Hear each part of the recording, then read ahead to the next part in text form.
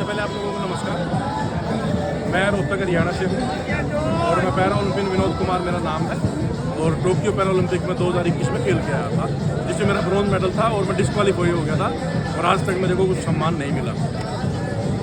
आज जो आप यहाँ आए हैं, मैं यहाँ पे आया हूँ अपने जो CJP की जो प्रोटेस्ट चली हुई है, हमारे छात्र हैं, इनकी प्रोटेस्ट, इनको सहयोग करने के लिए और अपनी बात रखने के लिए मैं आया हूँ। तो सरकार तो इनको छात्र भी नहीं मान रही है, कह रहे हैं कि ये तो कुछ दहशतगर्द लोग हैं, छात्र तो पढ़ाई कर रहे हैं। धर्मेंद्र प्रधान जी ने कल एक बात बोली है कि ये तो देशद्रोही है, ये तो कॉकरोच है।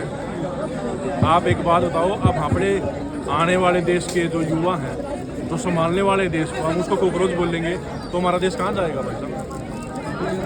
कहाँ जाएगा अपना देश? विनोद जी, जैसे 2020 में आपने ओलंपिक खेला था, 21 में खेला था एंड फिर आप पे बैन लगा जो अगस्त में आपका रिवोक हो चुका है 2023 में, जहाँ तक मैंने भी देखा भी।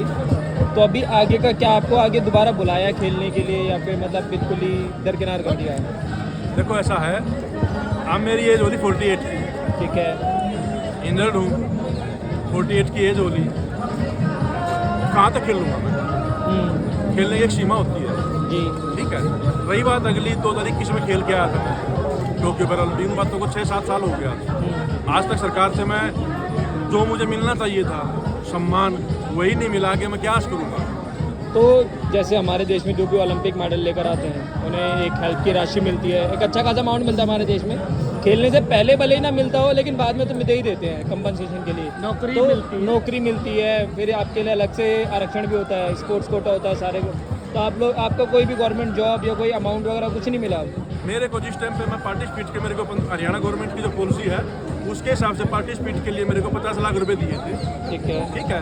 और जिस टाइम मैं खेलने के लिए गया था उससे पहले मैंने 4-5 कंट्री पार्टिसिपेट करके आया था, जो कि अपने पैसे से मैंने खर्च किया।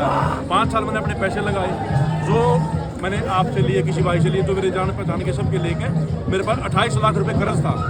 जो मेरे को पैसे मिले मैंने वो सबको दे दिया, क्योंकि मेरे अपना रहना भी है। उसके बाद जो मिला उसमें मैंने जगह ली थी, आज भी मेरा घर अधूरा पड़ा है, जिसको मैंने बनाने के लिए 26 लाख रुपए कर्ज ले रखा है। आप ये बताओ, जब मैं पहले ही ऐसा हो गया, आगे मैं क्या प्रैक्टिस करूंगा? मैंने पहले टूट गया मेरे को। तो ब्रॉन्ज मेडल जीतने के बाद आपको कोई हेल्प नहीं मिली सरकार की तरफ से? मेरे को पॉलिसी में मैं मांगने के लिए गया था, मैं मांगने के लिए गया था कि मेरे को कम से कम जॉब दे दो, अपने बच्चों को पाल लेते हैं। तो उन्होंने कहा कि पॉलिसी में नहीं है। आप ये बताओ भाई साहब, जो ओलंपिक पार्टिसिपेट कितने बच्चे करते हैं?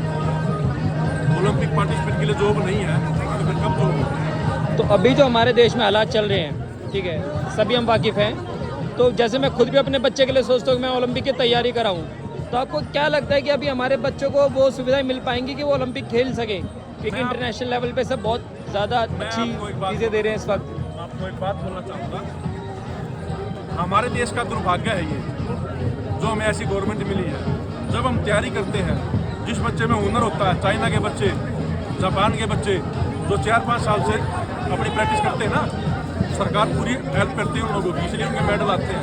हमारे यहाँ कब बोलते हैं, जब मेडल आता है ना उसके बाद कुछ भी देते हैं, लेकिन उससे पहले कोई नहीं पूछता ग्रास में। मैं एज ए खिलाड़ी आपको एक बात सभी को अपील करता हूँ इस बात की, हमारे देश का जो खिलाड़ी है वो इसीलिए पीछे है। हमें ना मेडल आने के बाद कुछ मिल जाए, उससे पहले कोई नहीं पूछता। अब मेरा मेडल आने के बाद डिस्क्वालीफाई हो गया तो मुझे कुछ नहीं पूछा। ओलंपिक बहुत बड़ी बात होती है, इससे ऊपर कोई इवेंट नहीं होता। तो सरकार तो कहती है हम खेलों को बहुत प्रोत्साहित करें। हरियाणा में तो स्पेशली कहा जाता है, बहुत सारे ओलंपिक लेवल की गेम्स कराते हैं वो लोग, कि हमारे पास तो बहुत फंड है इस चीज़ के लिए।